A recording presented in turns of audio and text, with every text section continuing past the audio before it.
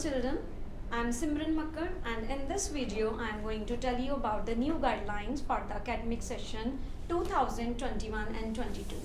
Since all we know that this is a pandemic situation और इसी को देखते हुए CBSE ने हमारा जो सिलेबस है वो काफ़ी रिड्यूस कर दिया है और हमारा जो एनुअल एग्जामिनेशन का पैटर्न है वो भी चेंज हो गया है।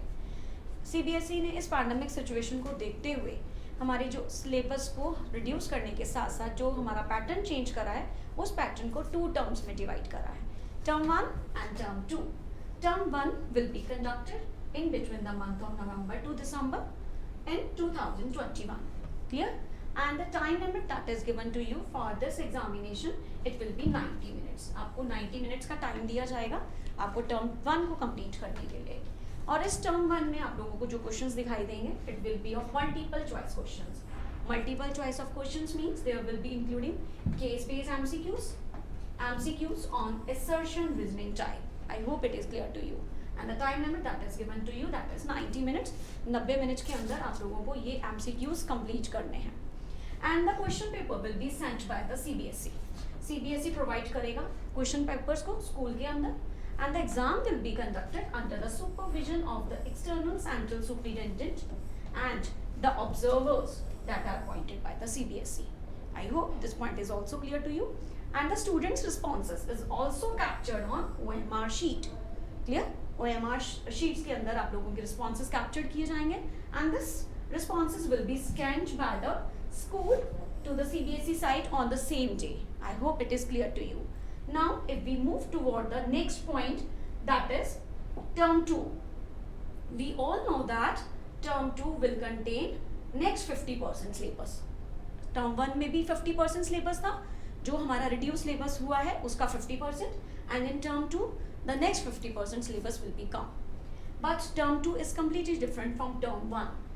जो टर्म 1 है it is based on subjective questions. Term 1 जो था वो हमारे ऑब्जेक्टिव क्वेश्चंस पर बेस्ड था, and the term 2 will be on subjective questions and the next 50% syllabus will be included in it. Okay, हमारा जो नेक्स्ट 50% सिलेबस है वो इस टर्म 2 के अंदर है, and the time limit that is given to you to complete this term 2, it is 2 hours.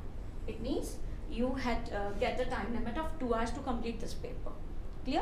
And the subjective type of the questions will be seen here. And the subjective type of the question like case based, situation based, open ended, short answer and long answer type of the question can be seen in this term too. Since we all know that this is the pandemic situation, बहुत chances है अगर हमारे ये जो है term 2 अगर हमारे offline नहीं होते तब क्या होगा? तो अगर हमारा टर्म 2 ऑफलाइन नहीं होता तो टर्म 2 को कंडक्ट कराने का तरीका CBSE का बिल्कुल चेंज हो जाएगा। ये बिल्कुल उसी तरीके से होगा जैसे कि आपका टर्म 1 हुआ था। It means you have to complete this term 2 also in the form of MCQs. It means you have get the 90 minutes to complete this term 2 also. और क्राइटेरिया क्या होगा आपके मार्क्स का? Criteria will also get change. If term 2 अगर हम नहीं conduct करवा पाते तो हमारा जो एग्ज़ाम नहीं हो पा रहे तो हमारा जो मार्क्स की वेटेज है it will depend on term 1 and the internal assessment, और हमारी टर्म 2 की जो वेटेज है वो डिक्रीज हो जाएगी। सिमिलरली अगर हमारा टर्म 1 नहीं होता तो हमारी जो मेन वेटेज है वो हमारी इंटरनल असेसमेंट पे डिपेंड करेगी, टर्म 2 पर डिपेंड करेगी, और जो टर्म 1 की जो है हमारी जो वेटेज है वो डिक्रीज हो जाएगी। Means the main weightage is depend upon internal assessment and term 2. I hope it is clear to you. And there are also chances कि अगर term 1 भी नहीं हो और term 2 भी नहीं हो, since this is a pandemic situation, then what will happen? तब क्या होगा? तब जो हमारा main weightage है वो term 1 और term 2 वो जो weightage है वो decrease हो जाएगा, और main weightage हमारा dependent करेगा हमारी internal assessment पर, और वो internal assessment it is given by the our school. I hope जो पॉइंट्स हमें CBSE ने दिए हैं ये पॉइंट्स आप लोगों को, ये जो गाइडलाइंस हैं रिगार्डिंग द एनुअल एग्जामिनेशन जो हमें 5 जुलाई 2021 को रिसीव हुई हैं, वो आप लोगों को ये गाइडलाइंस आप लोगों को बहुत अच्छे से क्लियर हो गई हैं। इसी आशा के साथ thank you and have a nice day.